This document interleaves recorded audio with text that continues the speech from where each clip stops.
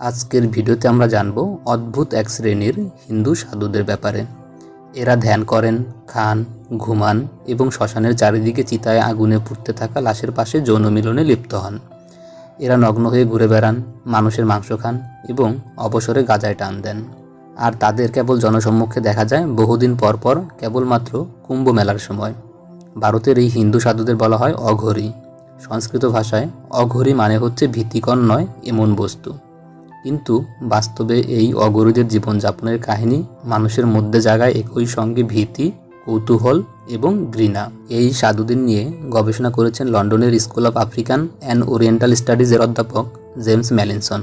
তিনি সেখানে Sanskrit and classical Indian studies পড়ান। জেমস ম্যালিনসনের ভাষায় অঘরীদের এসব রীতির মূল কথা হচ্ছে তারা আধ্যাত্মিক মুক্তি লাভের মাধ্যমে ঈশ্বরের সঙ্গে এক হতে চান, আর সেজন্য তারা বিশুদ্ধতা সূত্রের সীমা ছাড়িয়ে যেতে চান।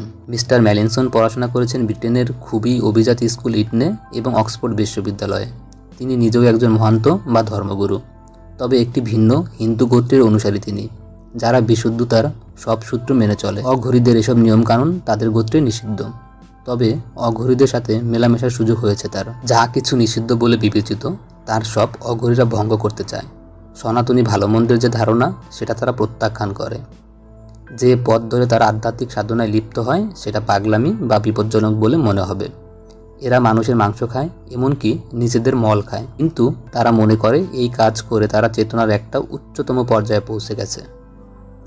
অঘরীদের মধ্যে যেসব রীতি বা প্রথা চালু রয়েছে সেগুলো সাম্প্রতিক কালের বলেই মনে হবে। অঘরী শব্দটাই জানা যায় 18 শতক থেকে, তবে এই হিন্দু সাধুরা কাপালিকদের অনেক নিয়মকানুন অনুসরণ করে। নরমুণ্ড বহনকারী কাপালিকদের সম্পর্কে জানা যায় সেই 7ম শতক থেকেই। কাপালিকরা নরবলি প্রথায় বিশ্বাস করত, কিন্তু এদেরকে এখন আর দেখা যায় না।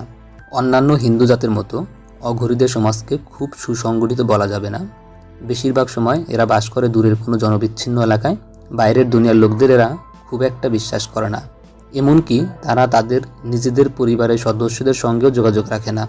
অঘরীরা সাধারণত আসে সমাজের তথাকথিত নিচু জাতের লোকদের মাঝ থেকে, তবে বুদ্ধিবৃত্তির বিচারে এদের মধ্যে বিভিন্ন পর্যায়ের মানুষ আছে। মিস্টার ম্যালিনসন জানান, একজন অঘরী নেপালের রাজার উপদেষ্টা পর্যন্ত হয়েছিলেন।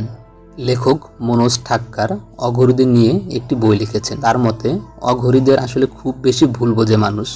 এরা আসলে খুব সহজ সরল মানুষ, প্রকৃতির মাঝে বাস করে, তাদের কোনো চাহিদা নেই। তারা সব কিছুকে দেখে সর্বশক্তিময়ের প্রকাশ হিসাবে। তারা কাউকে বা কোনো কিছুকে প্রত্যাখ্যান করে না, ঘৃণাও করে না।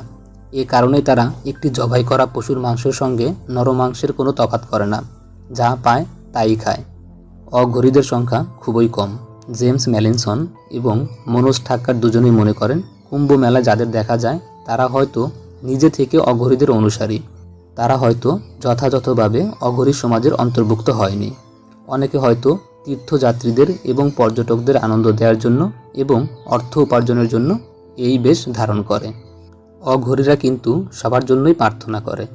কে সন্তান পাওয়ার জন্য তাদের আশীর্বাদ চাচ্ছে, আর কে বাড়ি বানানোর জন্য, সেটা নিয়ে তারা ভাবে না। অঘরীরা মূলত শিবের পূজারী, ধ্বংসের দেবতা। উত্তর ভারতে কেবলমাত্র পুরুষরাই অঘরী সম্প্রদায়ভুক্ত হতে পারে, কিন্তু পশ্চিমবঙ্গে মহিলা অঘরীও দেখা যায়। এরা শ্মশানে বাস করে, তবে কাপড় পরে। বেশিরভাগ মানুষ মৃত্যুকে ভয় পায়। শ্মশান হচ্ছে মৃত্যুর প্রতীক, কিন্তু অঘরীদের জন্য সেটাই হচ্ছে শুরু। তারা সাধারণত মানুষের নীতি ও মূল্যবোধকে চ্যালেঞ্জ করতে চায়, বলছেন মনোজ ঠাক্কার। অঘরীদের সংখ্যা কত অনুমান করা কঠিন, তবে ধারণা করা হয় এই সংখ্যা কয়েক হাজারের বেশি হবে না।